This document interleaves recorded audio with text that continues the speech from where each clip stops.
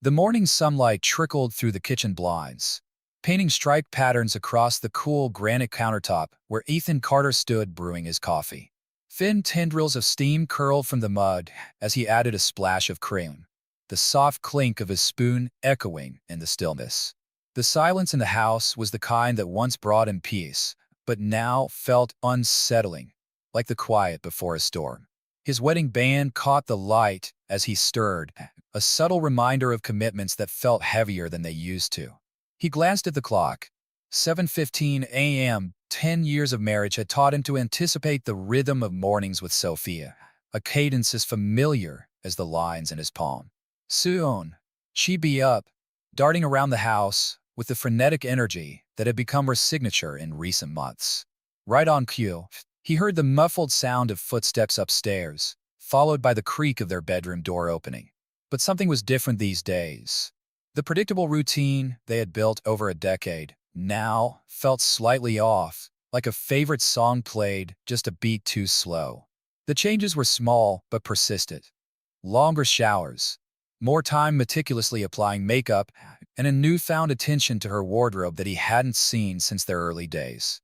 It gnawed at him, a persistent itch he couldn't scratch.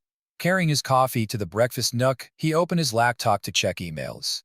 His mind, however, strayed from the detailed blueprints for the architecture firm's upcoming presentation to the unsettling shifts at home. As if on cue, the crisp sound of heels clicking against the hardwood announced Sophia's entrance. She appeared in the doorway, perfectly composed in a tailored navy pencil skirt and cream blouse. Her dark hair, carefully styled, cascaded past her shoulders, reminiscent of the effort she once reserved for their date nights, back when they still had those. "Morning," he greeted, studying her as she walked straight to the coffee maker, her phone already in hand. "Morning," she replied absently, her eyes glued to the screen. Her fingers moved quickly, typing a message with a slight smile tugging at her lips. A smile Ethan hadn't seen aimed at him in what felt like forever. "Want breakfast?" "I can make eggs," he offered, his voice tinged with nostalgia for the mornings they used to spend planning their day together over scrambled eggs and shared newspaper sections. "No time," she answered briskly, grabbing a travel mug and filling it without looking up. "Big presentation today. The Johnson account needs final revisions before the meeting." Ethan nodded, noticing how she still avoided meeting his eyes. "Another late night then?" "Probably," she said, dropping a tea bag into the mud. A new habit she'd picked up recently, switching to green tea for the sake of her skin, she'd claimed. "Don't wait up for dinner. I'll grab something at the office." "I could bring you lunch," he suggested, testing the waters. "There's a new Thai place near your building." For the first time, she looked at him, but her gaze flicked away as quickly as it landed. "That's sweet, but I got a working lunch with the team. Maybe another time." Her phone buzzed, interrupting the moment. The smile that flashed across her face was automatic, almost reflexive, and it hit Ethan like a sucker punch. She turned slightly, shielding the screen from his view as she typed a quick reply. "I should go," she said, grabbing her purse and heading toward the hallway mirror. She paused to touch up her lipstick, Ruby Woo, the one he'd given her last Christmas, and fluffed her hair with practiced precision. "Have a good day." The soft click of the front door closing echoed in the empty house, leaving Ethan alone with his thoughts and a cooling cup of coffee. He sat there, trying to pinpoint when everything had started to change. It wasn't a sudden shift, but a slow erosion, like waves carving away at a shoreline. Yet looking back, the signs were glaring. The new password on her phone, clothes appearing in her closet with the tags conveniently removed, and whispered phone calls taken out of earshot. All pieces of a puzzle he couldn't ignore. At work, Ethan struggled to focus. The blueprints for the Harrison project blurred in front of him as his mind replayed the morning's interactions. "Earth to Ethan," said Lucas, his colleague and closest friend at the firm, waving a hand in front of his face. "You've been staring at that section for ages." "What's up?" Ethan blinked and forced a tight smile. "Just thinking about the support beam placement," he lied. Lucas leaned against the desk, lowering his voice. "Sure it's not something else? You've been off lately." "It's nothing." Ethan straightened the papers on his desk, a nervous habit when his thoughts refused to settle. Just some stuff at home I need to figure out. Lucas raised his hands defensively. Got it? None of my business. Just saying. I'm here if you need to talk. Ethan nodded, appreciating the gesture, but unwilling to voice the suspicions swirling in his head. Admitting them out loud would make them real, and he wasn't ready for that. Not yet. The day dragged, each hour tempting him to drive by Sophia's office to confirm her working lunch story. Instead, he buried himself in the Harrison project, making more progress in one afternoon than he had all week. By the time he left, the sun was already setting, and he decided to cook dinner, a small act of normalcy in a life that felt anything but. Stopping at the grocery store, he picked up ingredients for her favorite chicken marsala. Maybe a familiar meal would help bridge the growing distance between them. But the house felt unusually empty when he returned, even though Sophia was rarely home this early. He moved through the motions of cooking, the routine offering a temporary distraction. The chicken had just come out of the oven when he heard her key in the lock, earlier than usual. His pulse quickened as her heels clicked on the hardwood, pausing, as always, by the hallway mirror. No doubt, she was checking her reflection again. Something smells amazing, Sophia said as she entered the kitchen, her cheeks slightly flushed, her hair just tousled enough to make Ethan wonder if it was the wind or something else. She placed her purse on the counter, but kept it within arm's reach, her posture subtle but defensive. I thought we could have dinner together for a change, Ethan said casually, his tone light as he carefully plated the food. How was the presentation? It went great, she replied, brushing a strand of hair behind her ear, a telltale sign of nervousness he knew all too well. The client loved our initial concepts. We're moving forward with a full proposal. Ethan nodded, setting their plates on the dining room table. He'd opened a bottle of red earlier and poured her a glass, letting the wine breathe. Sophia slid into her chair, immediately reaching for her phone. Work can wait, he suggested, placing the wine in front of her. When's the last time we actually had dinner together? A flicker of guilt crossed her face as she set the phone down. You're right, she said, managing a smile. This looks wonderful, honey. The meal began, but the atmosphere felt mechanical. The clinking of utensils and soft scrape of cutlery on plates were the only sounds filling the space. Ethan observed her carefully, watching how her eyes darted to the phone every few moments, how her leg bounced under the table. Another one of her nervous habits. How's the Johnson account really going? He asked, breaking the silence. Must be keeping you busy with all these late nights. Sophia looked up, her expression distracted. Yes, she said, her tone almost too quick. The client has really specific demands. Oliver, she hesitated briefly, but the pause was enough. The team's been putting in extra hours to meet their expectations. As if on cue, her phone lit up where it rested on the table. She shifted slightly in her chair, and Ethan caught the flash of the message before she angled it away. His stomach dropped. The words burned into his mind. I can't wait to do it again with you in the shower. Time froze. Ethan felt the weight of his fork like it had turned to lead. The blood roared in his ears, drowning out every other sound. He couldn't stop replaying the words, each repetition a fresh stab.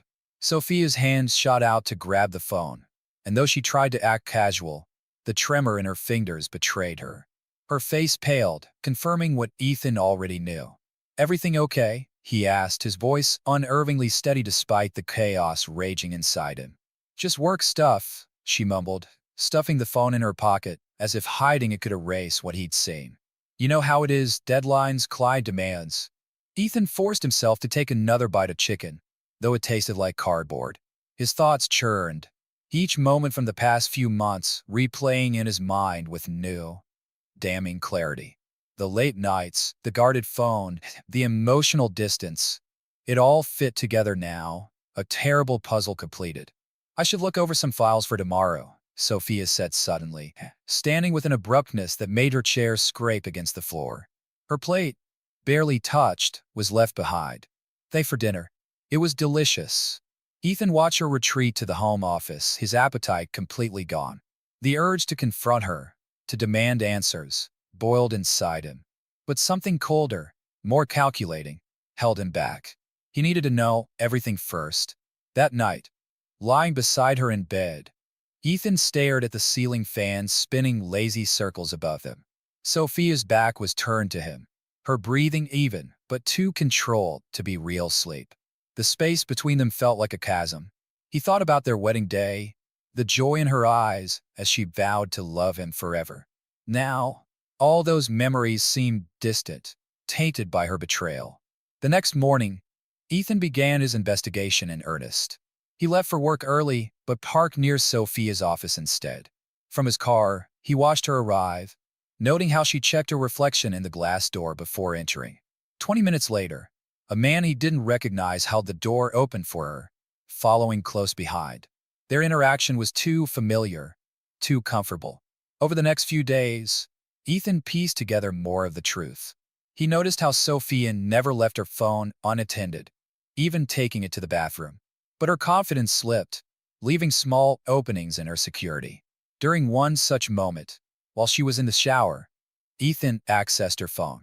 His hands trembled as he opened her email, thankful she hadn't thought to change that password. The evidence was all there. Conversations with Oliver Bennett, filled with flirtatious innuendos and references to meetings that didn't exist on her work calendar. Ethan's stomach churned as he performed a quick LinkedIn search. Oliver's profile revealed a man in his early 30s with carefully styled dark hair and a polished headshot fit for a magazine. He was a senior account manager at Sophia's firm, with glowing recommendations praising his charm and ability to connect with clients. Each detail twisted the knife deeper. At dinner, Ethan pretended everything was fine, asking about her day as she spun tales of project deadlines and demanding clients. He noticed how she subtly checked her phone under the table, her lips curling into a faint smile at messages he couldn't see. The final confirmation came unexpectedly. Ethan stopped for coffee near Sophia's office, coincidentally in the area for a client meeting. At a nearby table, two women gossiped loudly enough for him to overhear. "Did you see them at the holiday party?" one whispered. Oliver was practically glued to Sophia. "He's always been a player, right?" The other replied knowingly. "Remember Emma from accounting? Same story, different year. Though, I have to say he usually sticks to single women." Ethan's grip on his coffee cup tightened, the cardboard bending under the pressure. He forced himself to remain calm, his breathing controlled, as the women continued. "Well, you know what they say about the quiet ones," the first added. "She always seems so straight-laced, but I guess Oliver has a way of bringing out the wild side." "Did you see them at Murphy's last week?" one of the women at the nearby table asked, her voice low, but not quiet enough. "I was there with Liam, having tea, and they were in the back booth. Definitely not discussing the Johnson account, if you catch my drift." Their laughter followed, sharp and grating, cutting into Ethan's already raw nerves. He stood abruptly, leaving his half-finished coffee on the table as he headed for the door. The cold air outside bit at his face, offering a brief reprieve from the heat of his swirling thoughts. But the women's words echoed relentlessly in his mind. That evening, Ethan watched Sophia prepare for yet another late meeting. Something inside him shifted as he observed her from the kitchen doorway. His emotions no longer a messy tangle of hurt and disbelief, but something colder, sharper. He noticed every detail. The way she applied fresh lipstick in the hallway mirror, smoothed her skirt with meticulous care, and adjusted her hair with the precision of someone trying to impress. "Don't wait up," she called over her shoulder, her voice light and practiced. "Lots to review for the Johnson account." "Of course," Ethan replied evenly. "Good luck with the review." The door clicked shut behind her, and Ethan walked to the window, watching her car pull out of the driveway. He waited until her taillights disappeared around the corner before grabbing his keys. Tonight, he decided, he would see for himself what kind of review she was conducting. Following her was easier than he'd anticipated. She drove to a quaint Italian restaurant on the other side of town, far enough from both their home and her office to avoid recognition. Through the softly lit window, Ethan saw her greet Oliver with a kiss that left no room for ambiguity. They settled into a booth, leaning close, sharing a bottle of wine, and laughing like they didn't have a care in the world. Ethan sat in his car, gripping the steering wheel so tightly his knuckles turned white. He studied every detail, Oliver's face, the way his hand rested casually on Sophia's across the table, how they seemed utterly at ease in each other's company. This wasn't a fling. It was an affair deeply rooted in familiarity. The following week was a blur of observation and careful documentation. Ethan tracked their patterns, their meeting spots, the lies Sophia told to cover her absences. He saw her transform into a woman he barely recognized, laughing and flirting with a liveliness she hadn't shown him in years. Each night, as she lay beside him in their bed, Ethan refined his plan. The raw fury he had felt had cooled into something calculated and deliberate. He didn't want to confront her impulsively or storm out in dramatic fashion. That would be too simple, too easy for them to dismiss. No, he wanted them both to understand the depth of their betrayal and what it had cost. One evening, as Sophia showered, Ethan's eyes fell on her phone, carelessly left on the kitchen counter. Her confidence in maintaining her double life had made her reckless. When the screen lit up with a notification, Ethan seized the moment. The message was from Oliver, discussing their next meeting. Ethan picked up the phone, his jaw tight. He'd already decided. Tonight wasn't the night for confrontation. Not yet. He needed more leverage, more control.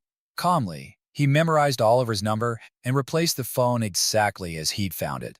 As the shower continued to run upstairs, Ethan stood by the living room window, staring out at the quiet street. The peaceful scene was a stark contrast to the storm of brewing inside him. That night, lying in bed beside Sophia, Ethan stared at the ceiling. Her breathing was slow and even, but he knew she wasn't truly asleep. The space between them felt vast, a chasm that couldn't be bridged.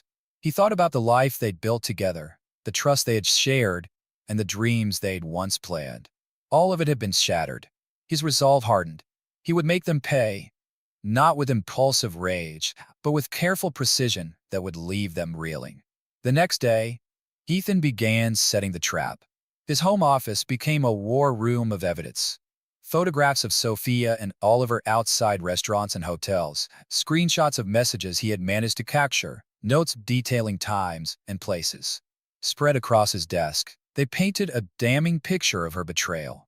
Oliver's phone number, scribbled on a post-it note, seemed to mock him with its very existence. That afternoon, Sophia's phone buzzed again, lying unattended on the counter. Ethan picked it up, his face impassive as he opened the messages. He typed carefully, mimicking her tone, "I need to see you tonight. Ethan's working late on the Harrison project. Come to the house. Don't want to wait for our usual spot." The reply came quickly, making his stomach churn. "Dangerous. Your place? What's gotten into you?" Ethan forced himself to respond with calculated ease. "Miss you too much. Door will be unlocked. Let yourself in. Want you my house for once." Oliver's response was immediate, and each word felt like a fresh wound.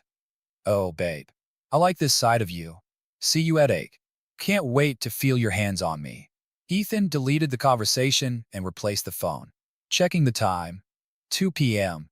He noted he had 6 hours until Oliver would arrive to walk into his trap. In his office, Ethan picked up his phone and dialed Lucas, his colleague. "I need you to do me a favor," he said, his voice calm. "What's up?" Lucas asked, the sound of blueprints rustling faintly in the background. "If anyone asks, I'm working late on the Harrison project tonight." There was a pause. "Why, man? What's going on? You've been off lately." "Just need an alibi," Ethan said firmly. "Can you handle that?" Lucas hesitated, then agreed. "Yeah, of course. But seriously, if you need to talk—" "I don't," Ethan interrupted, his tone leaving no room for argument. "Just cover for me." After ending the call, Ethan leaned back in his chair. The pieces were falling into place.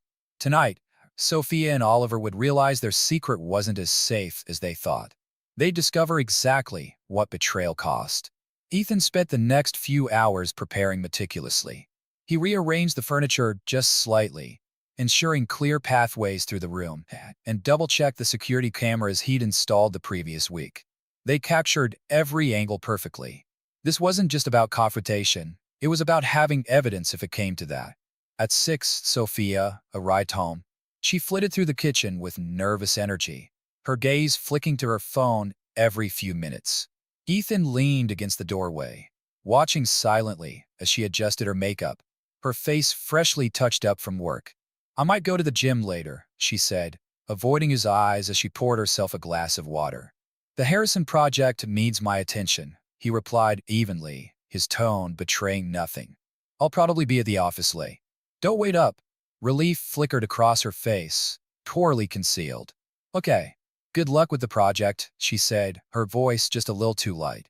Underneath the table, her fingers moved swiftly across her phone screen. Ethan could almost see the text she was sending.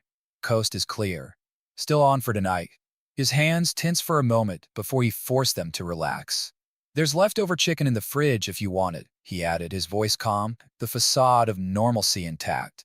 "Thanks, honey," she replied with a fleeting smile, guilt crossing her features briefly before her mask slipped back into place. She closed the refrigerator door too hard, the sound echoing as she turned away. At 7, Ethan made a show of gathering his work materials, stuffing blank papers into his briefcase. He kissed her cheek lightly, feeling the slight tension in her posture as she braced against the contact. "Don't work too hard at the gym," he said. "I won't," she replied quickly, already reaching for her phone as he walked out the door. Ethan didn't head to the office. Instead, he parked his car a block away, concealed behind the Bennett's thick hedge. At 7:45, he saw Sophia's car pull out of the driveway. She wasn't going to the gym. He'd followed her enough times to know her usual route. Tonight, like so many others, she was heading to the wine bar 3 blocks from Oliver's apartment, their usual rendezvous point before moving to his place. By 7:55, Ethan was back inside his house, waiting in the darkened living room. The security cameras blinked steadily, their small red lights a silent witness to the night's events. He had envisioned this confrontation 1,000 times. Violence had crossed his mind, a visceral, primal urge to make Oliver feel the same pain. But it was too easy, too fleeting. No, this had to be about consequences, about understanding. At precisely 8 o'clock, the front door opened with a quiet click. Confident footsteps echoed down the hallway, unhurried and self-assured. Ethan recognized the sound of expensive leather soles on hardwood, Italian, he guessed, based on his observations of Oliver's style. The footsteps paused by the staircase briefly before continuing toward the living room. Ethan reached over and flicked on the lamp. The sudden light made Oliver freeze in the doorway, one hand raised as if adjusting his tie. He was younger in person, early 30s, with the polished, gym-sculpted appearance of someone who prioritized looking good as part of his persona. The confidence in his expression evaporated as his eyes locked on Ethan, reality crashing into whatever fantasy he'd been entertaining. "You must be Oliver," Ethan said, his voice dangerously calm. "Come in. We should talk about your relationship with my wife." "There's been a misunderstanding," Oliver stammered, stepping back slightly toward the hallway. His eyes darted between Ethan and the front door, calculating the distance. Ethan stood slowly, his 6'2" frame towering over Oliver's more compact build. "No misunderstanding," he said coldly. "Sit down." "Look, man, sit down." Each word dripped with barely contained violence, leaving no room for argument. Oliver sank into the armchair reluctantly, his bravado fading. "Listen, I don't want any trouble," he began, his tone shifting to appeasement. "This is clearly a sensitive situation." "Sensitive?" Ethan laughed, the sound devoid of humor. "Trouble was walking into my home, thinking you'd spend time with my wife in my house. Trouble was sending her texts about shower while I sat across from her at dinner. What's happening now, Oliver? This isn't trouble. This is consequences."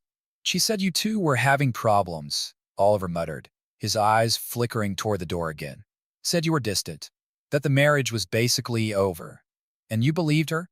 Ethan stepped closer, looming over him. "Or did you just not care? How many married women have you pursued, Oliver? The office gossip says I'm not the first husband you've disrespected." Oliver's face paled. "Who told you that? Emma from accounting, maybe? Or one of the others?" Ethan said, his smile sharp and cutting. "Word gets around, doesn't it? The charming account manager who preys on vulnerable women.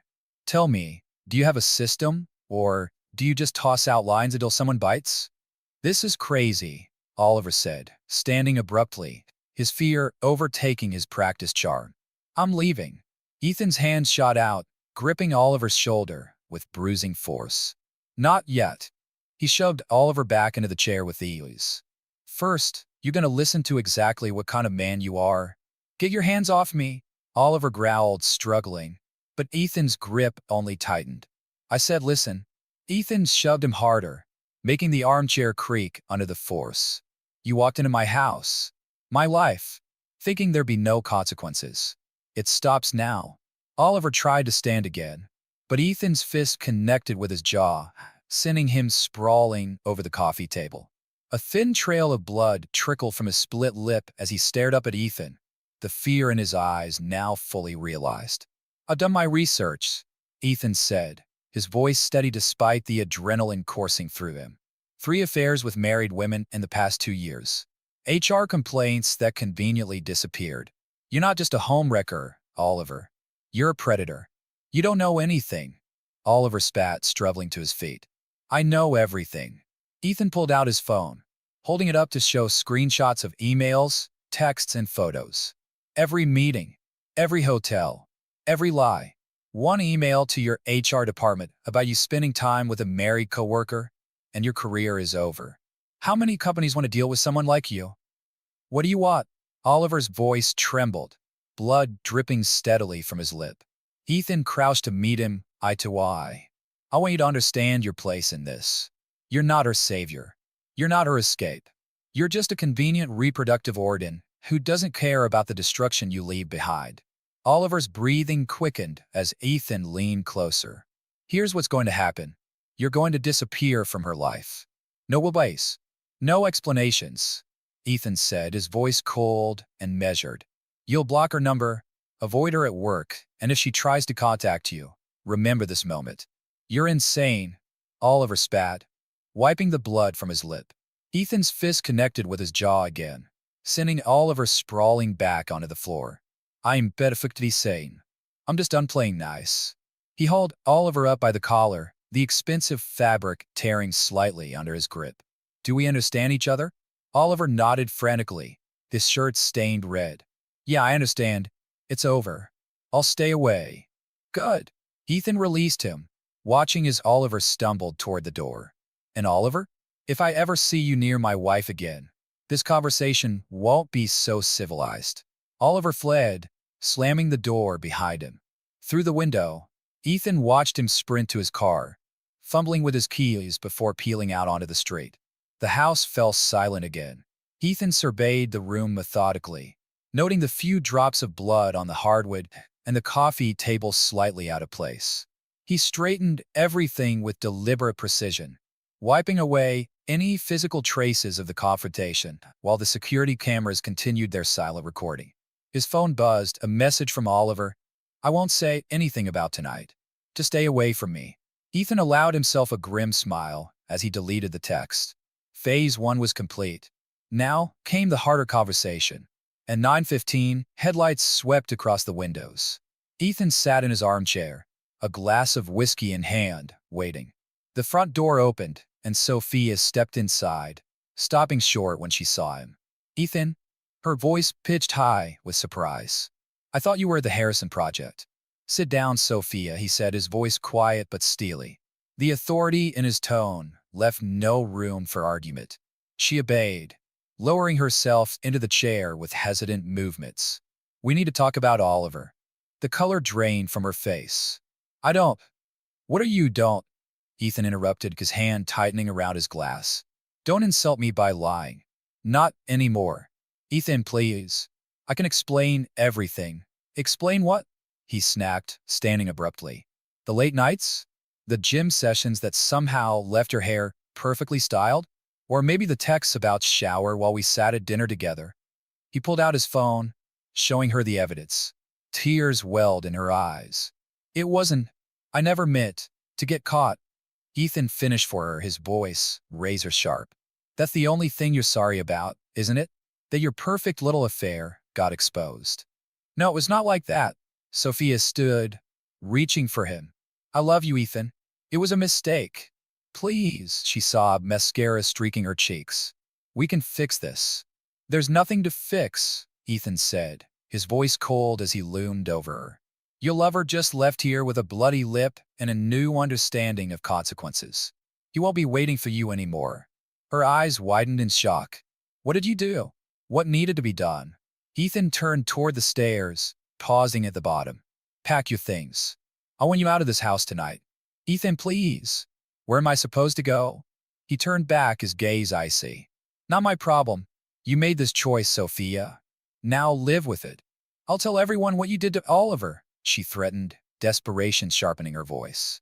I'll go to the police. Ethan laughed, the sound devoid of warmth. Go ahead. Tell them how your married lover showed up at my house to spend time with my wife. I'm sure that'll go over great at work.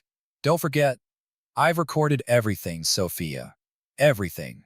Her shoulders sagged, and she crumpled onto the couch, her sobs racking her body.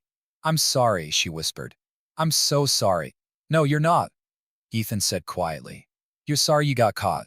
Sorry your comfortable life is falling apart. But you're not sorry for what you did. He turned and climbed the stairs. Pack your bags. When I come back down, I want you gone. In their bedroom. Ethan sat on the edge of the bed, listening to her movements below. The sound of drawers opening and closing, hangers scraping across rods, and her muffled sobs filled the silence. His phone buzzed, a message from Lucas asking if everything was okay. He ignored it, focusing instead on the task at hand. An hour later, the front door closed softly. Ethan descended the stairs, finding the house eerily quiet, yet somehow lighter. On the coffee table, Sophia had left her key and a note. He pocketed the key without reading the letter. Whatever justification she'd written meant nothing to him now. His phone buzzed again. Please don't do this. We can talk. I'll do anything. Another followed. I love you, Ethan. And another. Where am I supposed to go? My life is here. Ethan blocked her number, deleting the messages without replying. He poured himself another whiskey, sitting in a quiet house. For the first time in weeks, he felt a faint stir of peace. It wasn't happiness. Not yet, but the satisfaction of having dealt with the betrayal decisively. Limerow, he would call a lawyer. Tonight, he would savor the knowledge that he had delivered consequences. The house, now empty of her presence, felt cleaner, like a wound freshly lanced. Painful but necessary. His phone buzzed one final time. A message from an unknown number. You've made your point. I'm done with all of this. She's your problem now. Oliver, using a different phone. Ethan smirked grimly as he blocked this number too. No, he thought. She's her own problem now. The next morning dawned cold and gray, matching Ethan's mood. He sat at the kitchen counter, staring at a business card. James Walker, divorce attorney. He'd kept it in his wallet for weeks, knowing this moment was inevitable. His phone screen lit up with notifications. 15 missed calls from Sophia's block number, 3 from unknown numbers, and a string of increasingly desperate texts. Ethan didn't bother reading them. He picked up the card, ready to take the next step.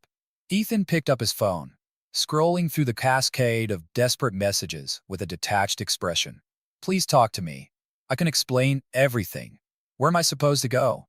You can't just throw away 10 years. Another message popped up from an unknown number. My fiancé left me because of you. Thanks for ruining my life. Oliver. Ethan's lips curled into a cold smile as he typed a response. You ruined your own life. Be grateful that's all you lost. He hit send and immediately blocked the number. At 9:47 a.m., the doorbell rang. Ethan glanced at the security camera feed on his phone, watching Sophia pacing on the porch. She looked terrible, her makeup streaked from crying, her clothes wrinkled from the night before, and her once pristine hair now a disheveled mess. Ethan. Her voice cracked as it carried through the door. Please, I know you're in there. We need to talk about this like adults. Ethan remained silent, observing her as she pressed her forehead against the door. I have nowhere else to go, she continued, desperation bleeding into her voice. Oliver won't answer my calls. My credit cards are working. I tried to get a hotel room, but Ethan cut her off, calling through the door, his tone icy and controlled. Our joint accounts are frozen. Lawyer's recommendation. You can't do this to me, she snapped, her voice rising with anger. I helped build this life too. Everything we have, everything we had. Ethan corrected, still not opening the door. At least let me in so we can talk properly, she begged, her fist banging against the door now. This is still my house, too. Ethan opened the door abruptly, causing her to stumble back. His expression was impassive as he said, "Actually, it's not. My name is on the deed. I bought it before we were married. But I'm guessing you didn't read the prenup that carefully, did you?" Up close, Sophia looked even worse. Mascara smeared under red-rimmed eyes, her expensive suit rumpled from what had probably been a night's sleeping in her car. She clutched a designer purse that likely cost more than most people's rent, but it wouldn't help her now. "Can I just come in?" she pleaded, her tone softening into the familiar coaxing voice she used when she wanted something. "Please, 5 minutes. That's all I'm asking." No, Ethan stood firm, blocking the doorway with his body. "But I'll give you 5 minutes right here. Consider it more generous than you deserve." "I made a horrible mistake," she began, wringing her hands nervously. "Oliver didn't mean anything. It was stupid and selfish, and I know that now. But 10 years of marriage. 10 years of what?" Ethan interrupted, his voice calm, unsettlingly so. 10 years of me building a life while you built a relationship with your coworker? "It wasn't like that," she insisted. "Things between us had gotten distant. Oliver was just, he made me feel, don't." The single word sliced through her excuses like a blade. "I don't care why you did it. I don't care how he made you feel. I care that you did it, and that you looked me in the eye every day and lied." "We can fix this," she said, her desperation turning sharp. "People overcome affairs all the time. With counseling, with "wanna know what I find interesting?" Ethan leaned against the doorframe, his gaze piercing. "You're more upset about losing your comfortable life than losing me." "That's not true," she protested, tears spilling down her cheeks. "I love you." "No, you don't," he said steadily. "You love what I provided. The house, the lifestyle, the stability. Tell me something, Sophia. How long would it have gone on if I hadn't caught you?" She flinched, guilt flashing across her face. 6 months, he answered for her, his voice hard. "I have every receipt, every hotel bill, every restaurant charge. Did you think I wouldn't notice the joint account being drained for your little rendezvous? You were watching me?" Her cheeks flushed with anger. "How dare you spy on me? How dare I?" Ethan's harsh laugh sent a chill down her spine. "You're standing here, begging to come back into my house after I caught you spending time with your lover in my bedroom. And you're upset about invasion of privacy? People make mistakes," she said, stepping closer, her tone shifting to pleading again. "Haven't you ever made a mistake? A mistake is forgetting an anniversary. A mistake is burning dinner," Ethan said, his voice unyielding. "Spending time with your coworker for 6 months? That's a choice.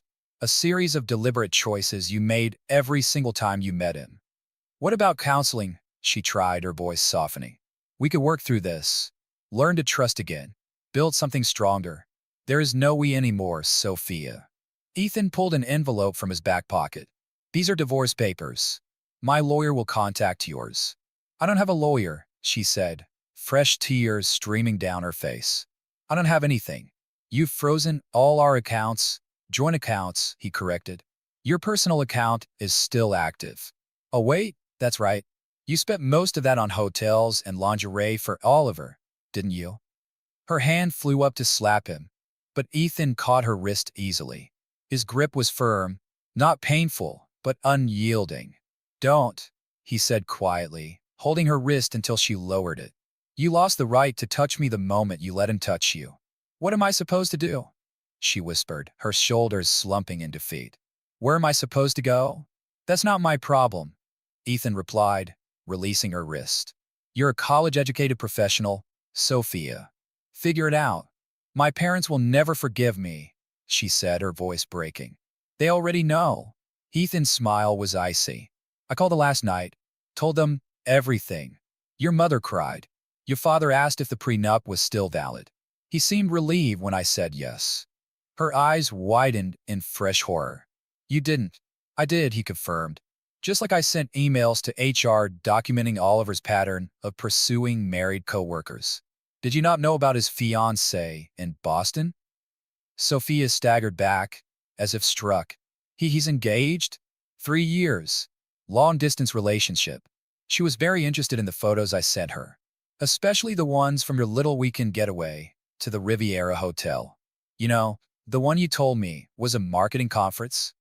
You've ruined everything, she shrieked. No, Sophia, Ethan said, holding the envelope out again. You did that. Take the papers. Read them. Sign them. The faster you do, the faster this ends. She snatched the envelope from his hand. I could fight this. Get my own lawyer. With what money?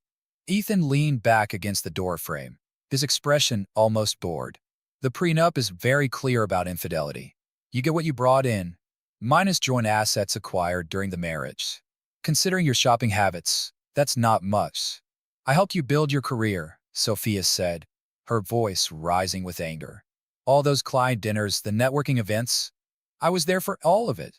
And while I was building our future, you were tearing apart our present. Ethan glanced at his watch. Your 5 minutes are up, he said coolly. Go find a lawyer, Sophia. The next time we talk, it'll be through them.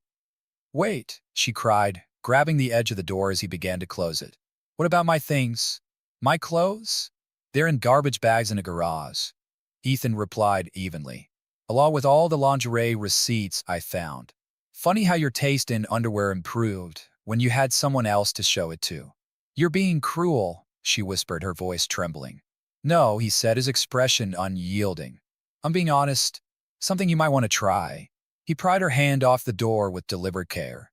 The garage will be open until noon. After that, anything left goes to Goodwill. I have nothing, she choked out, fresh tears streaking her face. You have exactly what you chose, Ethan said, shutting the door firmly and engaging the lock with a decisive click. Through the security camera feed, he watched her linger on the porch for several minutes, staring at the divorce papers in her hands. Eventually, she walked to her car, a leased luxury vehicle that Ethan had already arranged to be repossessed the following day. The following weeks passed in a blur of legal meetings and paperwork. Sophia attempted to contact him twice more, even showing up at his office one day. The scene she caused, screaming at security as they escorted her out, fueled office gossip for weeks. You can't just throw me away, she'd shouted. 10 years. Don't I deserve a second chance? Ethan ignored the whispers from his co-workers. Let them talk. He had nothing to be ashamed of. At their legal meetings, Sophia's lawyer, a sharply dressed woman in suits far out of Sophia's current price range, tried to fight the prenup. My client contributed significantly to this marriage, she argued, gesturing across the conference table.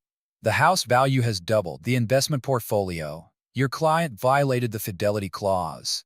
Ethan's lawyer interrupted, sliding a stack of receipts, photos, and messages across the table. Section 3, Paragraph 2, is explicit about the consequences. These photos were obtained without her consent, Sophia's lawyer countered. In public places, Ethan's lawyer shot back.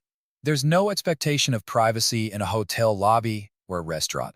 And the credit card statements? Completely admissible.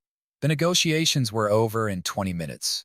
Sophia left with only her personal belongings, her car loan transferred to her name, and a settlement so modest it wouldn't cover 3 months' rent in a decent apartment. A month after the divorce was finalized, word spread through Ethan's office that Oliver had left the company. He returned to Boston, attempting to salvage his engagement. It didn't work. The last anyone heard, he'd taken a lower-paying job at a smaller firm, his career trajectory permanently damaged. Sophia, too, had switched jobs, moving to a lesser position at a smaller company across town. She tried reaching out through mutual friends, sending messages about regret and personal growth, but Ethan ignored each one. He blocked every new number and deleted every message without reading it. She seems really sorry, his sister Sarah said over coffee one morning. Maybe, no, Ethan cut her off, his tone brooking no argument. 6 weeks after the divorce was finalized, Sophia made one last attempt. Ethan found her sitting on his porch steps one evening. She looked thinner, older, and utterly defeated. Just hear me out, she pleaded as he approached. 5 minutes. That's all I'm asking. I already gave you 5, he said, moving to step past her. I've lost everything, she said quietly. My job, my fins, my Olma. Oliver, he never cared about me. He just moved on to the next willing woman. You didn't lose anything, Ethan replied, turning to face her. You threw it away. There's a difference. Can we please talk? She begged, standing and wiping at her tears. All these years together. Do they mean nothing? Ethan unlocked his door and glanced at her. The woman I married never existed. She was just a role you played until something more exciting came along. That's not true. She grabbed his arm. I loved you. You have a funny way of showing it, he said, removing her hand. Go home, Sophia. Whatever's left of it. I have an apartment share with 2 roommates, she said bitterly. My portion of the rent is more than I can afford on my salary. Is that what you wanted to hear? I don't want to hear anything from you, he replied firmly. That's the point you keep missing. You've punished me enough. Her voice rose in frustration. I get it, okay? I screwed up. I lost everything. Isn't that enough? Ethan paused in the doorway, his voice calm but unyielding. It's not about punishment, Sophia. It's about consequences. You made choices, adult choices. Now you're living with adult consequences. So that's it, she asked, her voice breaking. 10 years mean nothing? They meant everything, Ethan said, meeting her gaze. That's why there's no coming back from this. Goodbye, Sophia. He stepped inside and closed the door with finality. Through the window, he watched her shoulders shake with sobs before she finally walked away, disappearing into the gathering darkness. Inside, Ethan poured himself a whiskey and sank into his favorite chair. The house felt different now. Not yet a home, but no longer a monument to betrayal. It was quiet, almost peaceful. His phone buzzed with a text from Lucas. Drinks tonight? You've been hibernating too long. Ethan stared at the message for a moment before replying. Give me 30 minutes. He glanced around the living room. The furniture had been rearranged, the security cameras removed, their memory cards safely stored with his lawyer. The space was no longer haunted by that night's confrontation. Ethan knew he had lost more than just a wife and a marriage. He'd lost a certain faith in people, a capacity for trust that might never fully return. But he'd gained something, too, a clearer understanding of his own strength, his refusal to accept betrayal, and his ability to rebuild even after devastation. Before leaving, he checked his phone one last time. A new message had arrived from an unknown number, Sophia's latest attempt to reach him. Without opening it, he deleted the message and blocked the number. It no longer felt like anger. It felt like closing a book. The story was over. It was time to start a new one. Grabbing his keys, Ethan stepped out to meet Lucas. Behind him, the house stood quiet and empty, its rooms slowly transforming into something new, a foundation for whatever came next. He didn't know what the future would hold, but he knew one thing for certain. No one would ever make him question his worth again.